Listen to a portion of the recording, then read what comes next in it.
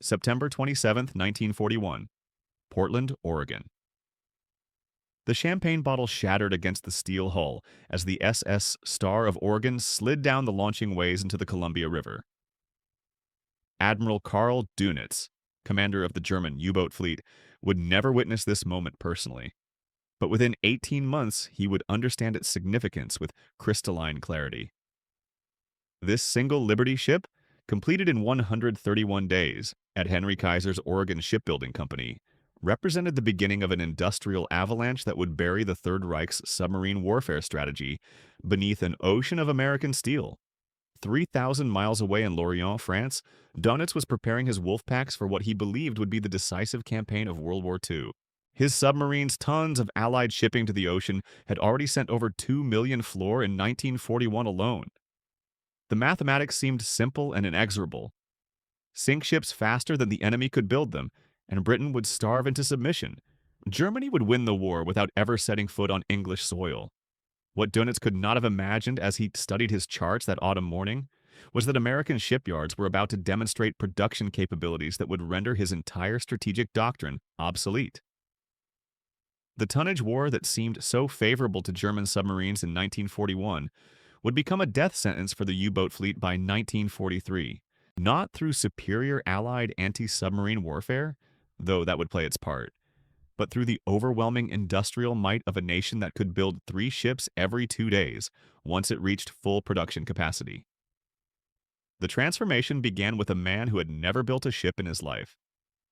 Henry J. Kaiser, whose construction empire had carved the Hoover Dam from solid rock and spanned San Francisco Bay with steel, received his first shipbuilding contract on December 27, 1940. The established maritime industry dismissed him as a naive opportunist. Bethlehem Steel's executives privately joked that Kaiser would learn the hard way why shipbuilding required generations of accumulated expertise. Traditional shipyard owners watched with amusement as this concrete contractor promised to deliver 30 cargo vessels within 2 years using workers who couldn't tell a bow from a stern. Their laughter would die in their throats as Kaiser's revolutionary approach shattered every assumption about maritime construction. While veteran shipbuilders relied on time-honored methods passed down through centuries of guild tradition, Kaiser applied the mass production principles that had transformed American automobile manufacturing. He saw no reason why ships couldn't be assembled like automobiles, with prefabricated sections welded together by workers trained in specific, repeatable tasks. The first shock came with Kaiser's decision to abandon riveting entirely. Traditional ships were held together by millions of heated metal pins, hammered through overlapping steel plates by skilled craftsmen working in perfect coordination. A master riveting crew might install 100 rivets per day if conditions were ideal. Each Liberty ship would require approximately construction methods. Kaiser proposed 1 million rivets using conventional, replacing this ancient craft with electric arc welding, a technique he had mastered while building pipelines across the American West. Vice Admiral Emory Land, chairman of the United States Maritime Commission, examined Kaiser's proposal with profound skepticism. His correspondence, preserved in the National Archives, revealed the maritime establishment's horror at such radical departure from proven methods. Welding had never been proven reliable for hull construction at this massive scale. The British Royal Navy explicitly forbade welding on warship hulls due to concerns about structural integrity. Kaiser was proposing to bet America's Atlantic lifeline on unproven technology. Yet Land also recognized desperation. German U-boats were sinking Allied vessels at an accelerating pace. Traditional American shipyards, using methods unchanged since wooden sailing ships, required an average of 230 days to complete a single cargo vessel. At that glacial pace, the Allies would lose the Battle of the Atlantic before American industry could mount an effective response. The decision to approve Kaiser's contract represented not confidence in his methods, but acknowledgement that conventional approaches had already failed. The Richmond shipyard rose from empty California mudflats between January and December 1941. Kaiser's construction crews, veterans of building dams and highways, erected a facility that horrified traditional maritime engineers. Instead of the massive gantry cranes and longitudinal building ways that characterized established shipyards for centuries, Richmond featured something entirely revolutionary. The yard was organized like Henry Ford's River Rouge plant, with open areas for prefabrication surrounding 7 parallel building ways. Railroad tracks crisscrossed the facility, designed to move steel sections weighing up to 150 tons. Overhead cranes capable of lifting entire ship sections stood every 100 feet. John Riley, chief naval architect for Bethlehem Steel Corporation and a 30-year veteran of traditional shipbuilding, visited Richmond in May 1941. His confidential inspection report captured the industry's bewilderment at Kaiser's radical approach. The facility violated every principle of efficient shipyard layout accumulated through decades of experience. The prefabrication areas seemed absurdly oversized. The crane capacity appeared unnecessarily excessive. The building ways were too short by conventional standards. Yet Riley admitted grudgingly that the entire complex was designed for exactly what Kaiser claimed: rapid assembly of prefabricated ship sections. The arrival of workers provided the next phase of revolutionary transformation. Traditional shipyards recruited from established maritime communities where skills passed from father to son across generations. Kaiser advertised in newspapers nationwide, offering wages 20% above standard industrial rates and promising to train anyone willing to work hard. The response overwhelmed his facilities. Farmers from Oklahoma, factory workers from Detroit, housewives from Los Angeles, and unemployed men from across Depression-era America descended on Richmond seeking opportunity. By October 1941, Kaiser employed over 10,000 workers with fewer than 200 possessing any previous maritime experience. This should have guaranteed disaster according to conventional wisdom. Instead, something extraordinary occurred. The simplification of complex shipbuilding tasks into repeated simple operations, borrowed directly from automobile assembly lines, proved devastatingly effective. Traditional welders spent 4 years as apprentices learning comprehensive skills covering every aspect of metal joining. Kaiser's instructors taught specific techniques for specific tasks in approximately 2 weeks. Workers didn't need to understand how to weld everything, only how to weld vertical seams on bulkheads or horizontal deck plates or curved hull sections, which they would perform hundreds of times. As these newly trained workers gained experience through late 1941 and early 1942, construction times began falling with mathematical precision. Kaiser's first Liberty ship required 197 days from keel laying to delivery. Ship number 2 needed 169 days. Ship number 5 took 100 to 28 days. Ship number 10 required only 97 days. By spring 1942, Richmond was completing Liberty ships in an average of 70 days, matching the performance of shipyards with centuries of accumulated expertise using workers trained in weeks. The prefabrication strategy that traditional builders had dismissed as impossible proved its revolutionary power. Instead of constructing ships sequentially from keel to superstructure, Kaiser's yards fabricated entire sections simultaneously across the facility.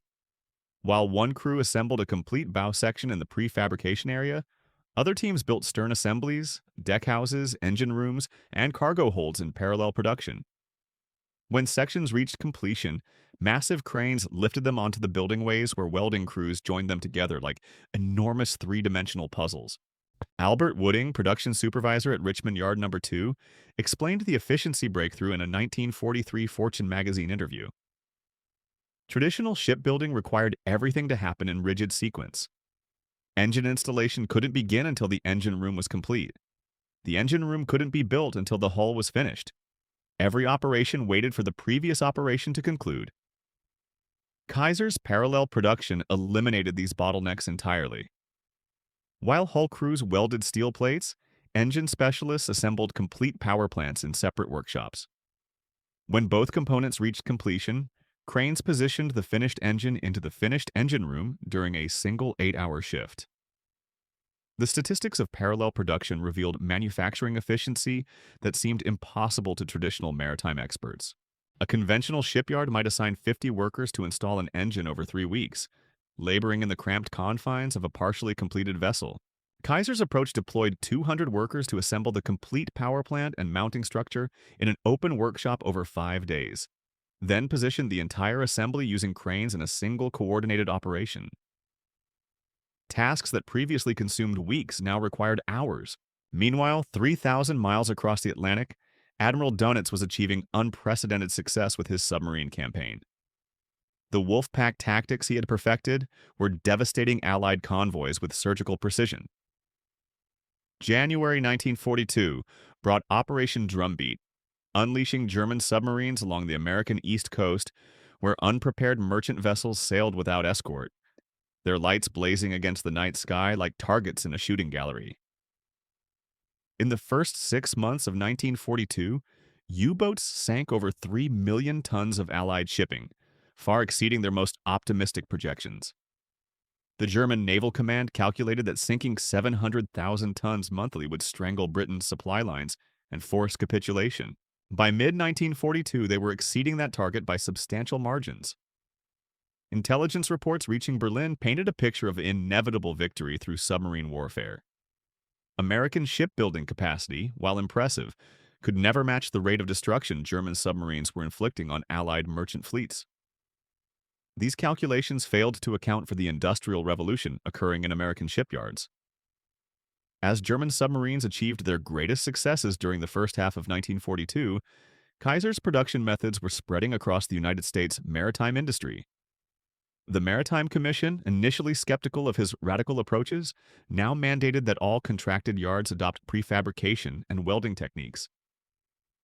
18 shipyards from Maine to California began implementing assembly line principles that transformed centuries-old craft traditions into modern manufacturing operations. The competition between Kaiser's facilities reached fever pitch during summer 1942. His son Edgar, managing the Oregon Shipbuilding Corporation in Portland, engaged in an informal contest with Clay Bedford, who oversaw the Richmond yards. The rivalry became a public spectacle as newspapers published construction times like sports scores. Workers at each facility pushed themselves to break records set by their competitors, driven by pride and substantial bonus payments for exceptional performance. September 1942 delivered a psychological blow to traditional maritime thinking when Oregon Shipbuilding completed the Joseph N. Teal in just 10 days. Vice Admiral Howard Vickery, who had initially opposed Kaiser's simplified construction methods, watched the launching with profound amazement. His transformation from skeptic to advocate illustrated the power of results over theory. 6 months earlier, he had argued that maritime construction required precision and couldn't be rushed without compromising safety. Now he witnessed a fully functional cargo vessel sliding into the Columbia River after 10 days of assembly from prefabricated components. The German reaction to accelerating American production remained dismissive through most of 1942. Intelligence reports reaching Admiral Dönitz acknowledged increased Allied shipbuilding activity, but maintained that quantity could never compensate for the tactical superiority of German submarine warfare. U-boat commanders reported that American-built vessels appeared crude and hastily constructed compared to traditional European maritime craftsmanship. German naval analysts predicted that these emergency-built ships would prove unseaworthy in North Atlantic conditions, solving the tonnage problem through structural failure rather than torpedo attacks. November 1942 shattered these comfortable assumptions. Clay Bedford, stung by Portland's 10-day record, proposed to Vice Admiral Land that Richmond Yard No. 2 would build a complete Liberty ship from Kiel, laying to launch in under 10 days, cutting the Joseph N. Teal's time in half. Land, skeptical but intrigued, authorized the attempt with the condition that it not disrupt regular production schedules. Bedford selected the 47th hull for the record attempt, to be named SS Robert E. Peary after the Arctic explorer. Beginning at 1 minute past midnight on Sunday, November 8th, over 1,000 workers operating in carefully coordinated shifts would attempt something unprecedented in maritime history. Every major component had been prefabricated and staged before the keel touched the building way. The bow section, comprising more than 50 individual pieces, had been completely welded and equipped with anchor hardware, chain lockers, and forward crew quarters. The stern assembly included finished steering gear, propeller shaft, and aft accommodations. 4 complete cargo holds, each one a massive rectangular steel structure, waited for crane installation. The engine, a 140-ton triple expansion steam power plant manufactured by Joshua Hendy Ironworks, had been mounted on its foundation structure and tested before leaving the factory. Where conventional shipyards built vessels from keel to superstructure over months, Kaiser's approach assembled nearly complete ships from prefabricated sections in days. The prefabrication strategy revealed its ultimate potential during the Peary construction. Traditional shipbuilding required sequential operations with each phase waiting for the previous phase to conclude. Kaiser's parallel production eliminated these delays entirely. While hull crews welded steel plates, other teams installed electrical systems, plumbing, and navigation equipment in separate workshops. Engine specialists prepared the complete power plant, while deck crews assembled cargo handling equipment and crew accommodations. By Thursday morning, November 12th, the hull was structurally complete. Engine installed, deck houses positioned, cargo holds secured, steering gear mounted, and electrical systems operational. At 3:30 in the afternoon, just 4 days, 15 hours, and 29 minutes after the keel touched the building way, SS Robert E. Peary slid down the launching rails into San Francisco Bay. The vessel was delivered for service 3 days later, establishing an additional record of 7 days, 14 hours, and 32 minutes from keel laying to full operational status. The crowd of observers included maritime officials, military officers, competing shipyard owners, and journalists from across America. Many had arrived expecting to witness either catastrophic failure or a compromised vessel that appeared complete but lacked essential functionality. Instead, they watched a fully operational cargo ship that required only minor fitting adjustments before entering Atlantic convoy service. Vice Admiral Land, present for the launching ceremony, delivered remarks that were recorded by newsreel cameras for distribution nationwide. His words captured the maritime establishment's forced recognition that fundamental assumptions about shipbuilding had become obsolete. 6 months earlier, he would have dismissed such rapid construction as impossible fantasy. Traditional maritime wisdom accumulated over 3 millennia insisted that proper ships required months of careful craftsmanship. Kaiser had rendered that wisdom irrelevant through systematic application of mass production principles. The psychological impact extended far beyond American shores. Intelligence reports describing the Peary's construction reached German naval headquarters within weeks, though initial reactions ranged from disbelief to dismissal as propaganda. The concept of building seaworthy vessels in less than 5 days contradicted everything German naval architects understood about maritime engineering. Admiral Rader's staff concluded that American claims were deliberately exaggerated to boost home front morale and intimidate German submarine crews. This dismissive attitude would prove catastrophically wrong, as American production statistics began revealing the true scale of the industrial mobilization occurring across the United States. By December 1942, American shipyards were completing Liberty ships at an average rate of 1 vessel every day.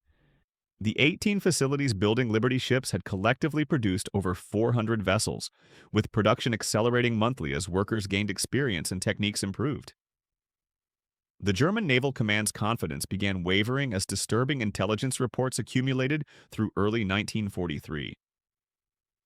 Intercepted Allied communications revealed production figures that seemed impossible according to established maritime construction principles.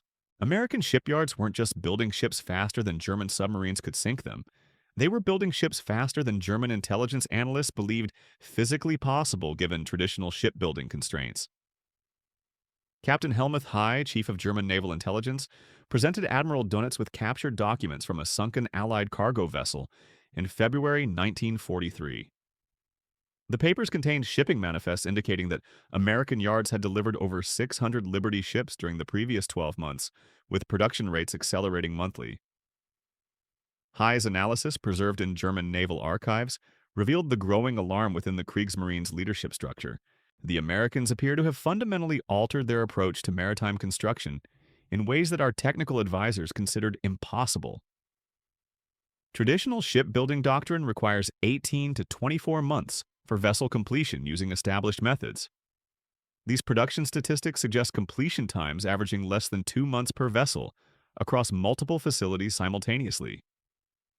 Either American claims represent deliberate misinformation designed to demoralize our submarine crews, or they have achieved manufacturing capabilities that render our strategic calculations obsolete. Dönitz studied the intelligence reports with mounting concern. His submarine campaign had been predicated on mathematical certainty. German U-boats could sink Allied shipping faster than replacement vessels could be constructed using conventional shipyard techniques. The tonnage war favored whichever side could maintain higher rates of destruction versus production. These captured documents suggested that fundamental equation had shifted decisively against German strategic interests. March 1943 brought the first statistical confirmation that American industrial capacity was overwhelming German submarine effectiveness. Allied shipping losses, while still substantial, were being replaced faster than U-boats could inflict damage. The crossover point occurred when American and Canadian shipyards delivered more tonnage during a single month than German submarines had sunk during their most successful operational period.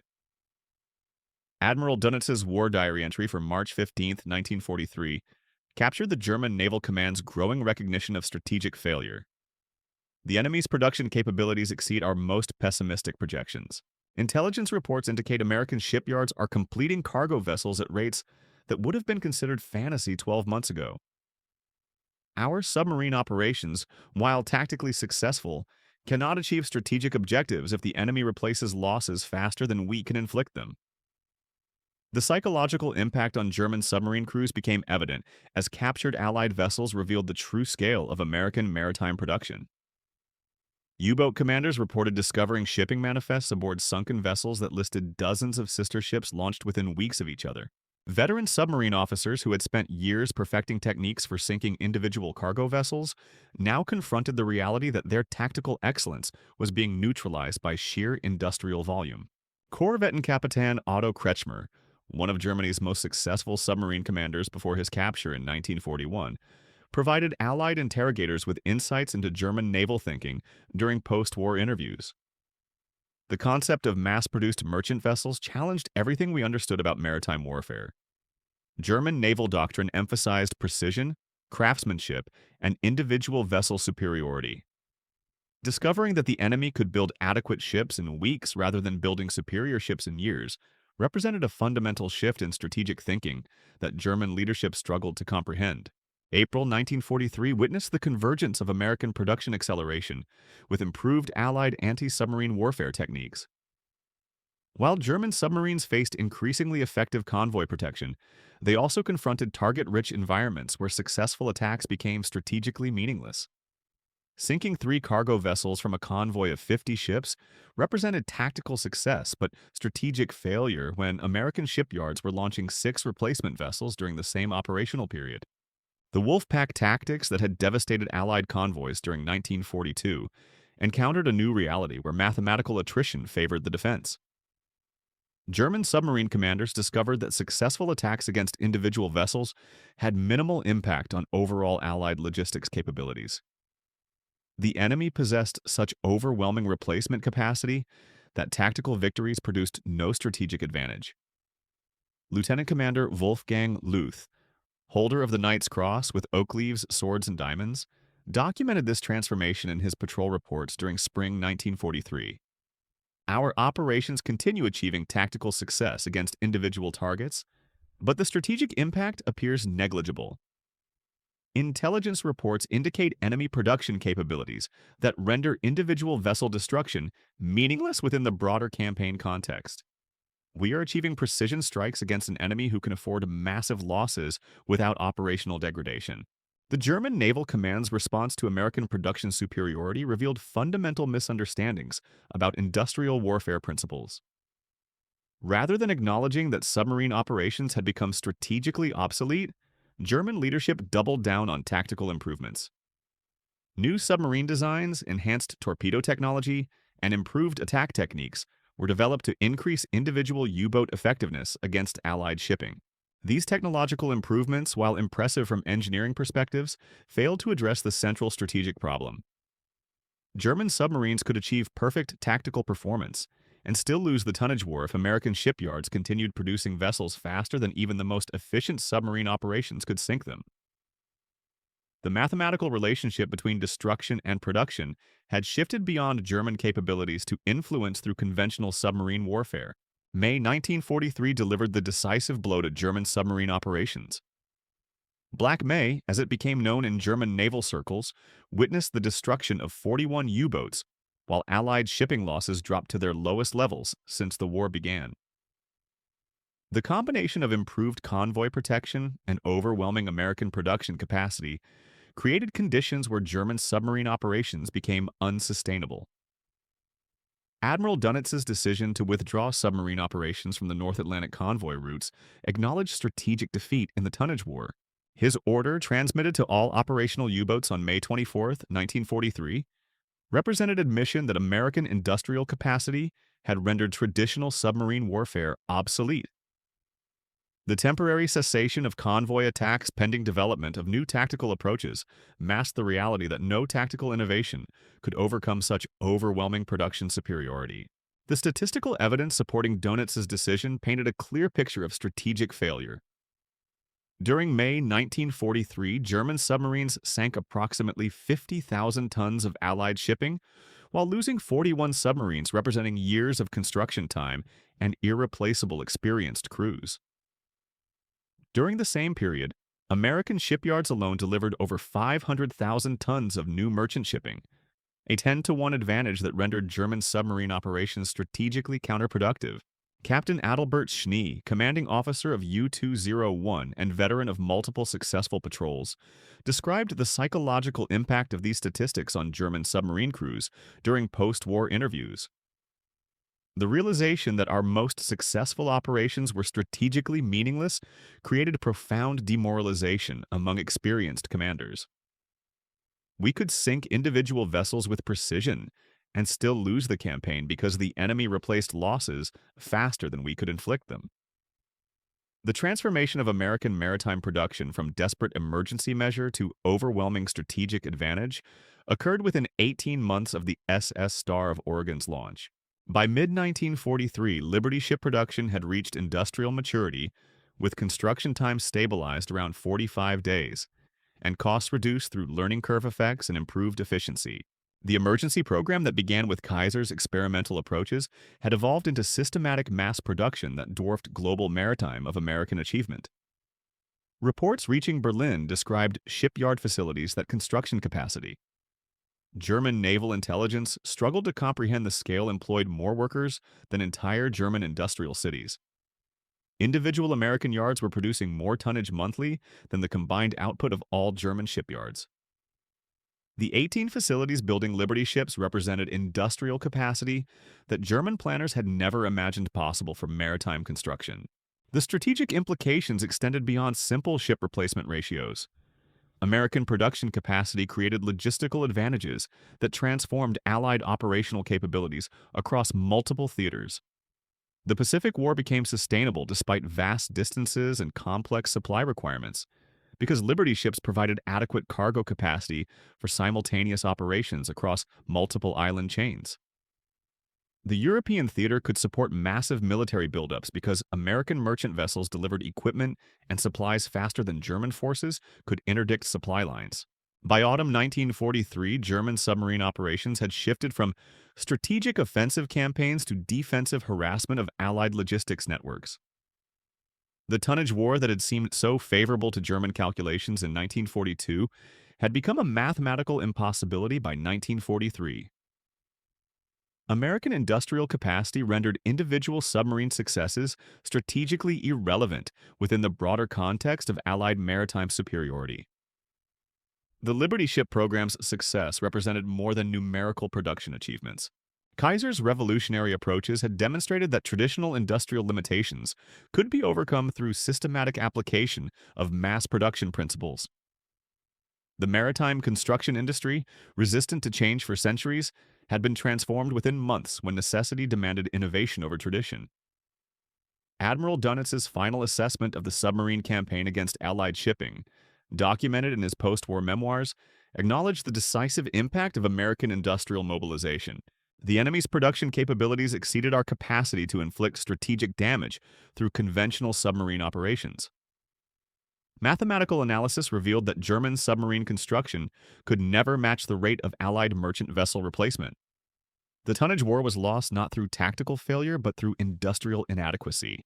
The psychological transformation within German naval circles reflected broader recognition that industrial warfare required production capacity rather than tactical superiority. Submarine commanders who had achieved legendary status through individual vessel sinkings discovered that their tactical excellence was meaningless against enemies who could replace losses faster than German forces could inflict them. The romantic notion of submarine warfare as individual combat between skilled commanders gave way to recognition that modern warfare was ultimately decided by industrial statistics rather than tactical brilliance. The numbers that reached German high command in September 1943 defied every assumption about American industrial capacity. Intelligence reports compiled by Captain Helmuth Hayes' naval staff painted a picture that seemed impossible according to traditional maritime construction principles. American shipyards were not simply building Liberty ships faster than German submarines could sink them. They were building ships at rates that German industrial planners had calculated were physically impossible given known shipbuilding constraints and workforce limitations. Oberkommando der Marine received captured Allied documents from U-boat operations that revealed the true scope of American production expansion. Shipping manifests discovered aboard sunken cargo vessels listed sister ships with hull numbers indicating sequential construction across multiple facilities simultaneously. The mathematics were staggering. While German submarine commanders celebrated sinking individual vessels after weeks of patient stalking, American yards were launching replacement tonnage daily across 18 facilities operating around the clock. The psychological impact on German naval leadership deepened as autumn intelligence reports documented American workforce expansion that challenged fundamental assumptions about industrial labor requirements. Traditional shipbuilding had always required skilled craftsmen whose expertise developed over decades of apprenticeship and experience. German intelligence discovered that American yards employed hundreds of thousands of workers, most possessing no previous maritime construction experience, yet achieving production rates that exceeded European yards, staffed entirely by master shipbuilders. Admiral Rader's technical staff struggled to reconcile these reports with established shipbuilding doctrine. Their analysis, preserved in German naval archives, revealed profound confusion about American methods. The enemy appears to have eliminated traditional craft requirements through systematic simplification of complex construction procedures. Intelligence indicates that American workers receive training measured in weeks rather than years, yet achieve production results that exceed facilities staffed by traditionally trained maritime craftsmen. This suggests fundamental changes in construction methodology that our technical advisors cannot fully comprehend. The strategic implications became undeniable as October 1943 brought statistical confirmation of American production supremacy. Allied shipping losses had fallen to levels where German submarine operations consumed more resources than the damage they inflicted. The submarine construction program, requiring months to complete individual vessels using skilled workers and specialized materials, could never match American merchant vessel production using mass manufacturing techniques. Corvettenkapitän Reinhard Hartigan, veteran commander of multiple successful submarine patrols, documented the transformation in German operational thinking during his final mission reports. The enemy's merchant fleet appears inexhaustible. Successful attacks against individual vessels produce no measurable impact on overall Allied logistics capabilities. Intelligence reports indicate replacement vessels entering service faster than our operational tempo can maintain attack frequency. The strategic equation has fundamentally shifted against submarine warfare effectiveness. November 1943 witnessed the culmination of American production acceleration as Liberty ship construction achieved full industrial maturity.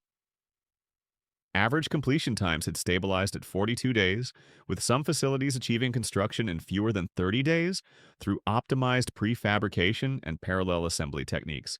The 18 American yards building Liberty ships collectively employed over 650,000 workers, producing more tonnage monthly than the entire German maritime industry had achieved during peacetime peak production periods. German naval intelligence Captain Otto Gross compiled comprehensive analysis of American shipbuilding capacity that reached Admiral Dönitz in December 1943. His assessment captured the German Naval Command's forced recognition of strategic defeat through industrial inadequacy. American production statistics indicate construction rates that render individual submarine successes strategically meaningless. The enemy possesses replacement capacity exceeding our ability to inflict losses regardless of tactical improvements or operational efficiency gains. Mathematical analysis confirms that submarine warfare cannot achieve strategic objectives against such overwhelming production superiority. The transformation extended beyond the simple numerical comparisons. American Liberty ships represented systematic industrial achievement that challenged German assumptions about manufacturing capabilities during wartime conditions. While German industry struggled to maintain submarine production despite resource shortages and skilled labor limitations, American yards increased output monthly while training inexperienced workers and managing complex supply chains across continental distances. The workforce statistics alone revealed American industrial mobilization that German planners had considered impossible. Individual Kaiser shipyards employed more workers than entire German industrial cities. The Richmond facility alone required housing construction for over 100,000 workers who had relocated from across America to participate in the emergency production program. These temporary cities, built around shipyard employment, demonstrated organizational capacity that exceeded German experience with industrial mobilization. Dönitz's staff calculated that German submarine construction required approximately 18 months per vessel, using traditional methods and experienced workers. American Liberty ships achieved completion in 6 weeks using workers trained in basic welding and assembly techniques. The comparison revealed fundamental differences in industrial philosophy that placed German forces at insurmountable disadvantage in prolonged attrition warfare. The quality of American production provided another shock to German expectations. Initial intelligence assessments predicted that rapidly constructed vessels would prove unseaworthy in North Atlantic conditions, solving the tonnage problem through structural failure rather than submarine attack. Combat experience demonstrated that Liberty ships, despite simplified construction and inexperienced builders, maintained operational effectiveness comparable to traditionally built vessels while requiring Fraction Commander Wolfgang Luth's patrol reports from of the construction time. Lieutenant late 1943 documented German submarine commanders' growing recognition that tactical excellence could not overcome strategic mathematics. Our operations continue achieving individual successes against enemy vessels, but intelligence indicates replacement construction exceeds our destruction capacity by margins that render continued operations strategically counterproductive. The enemy's industrial advantage has created conditions where submarine warfare cannot influence overall campaign outcomes, regardless of tactical performance improvements. The final statistics tell the story of industrial triumph over tactical brilliance. Between 1941 and 1945, American shipyards delivered 2,710 Liberty ships, totaling over 29 million tons of cargo capacity.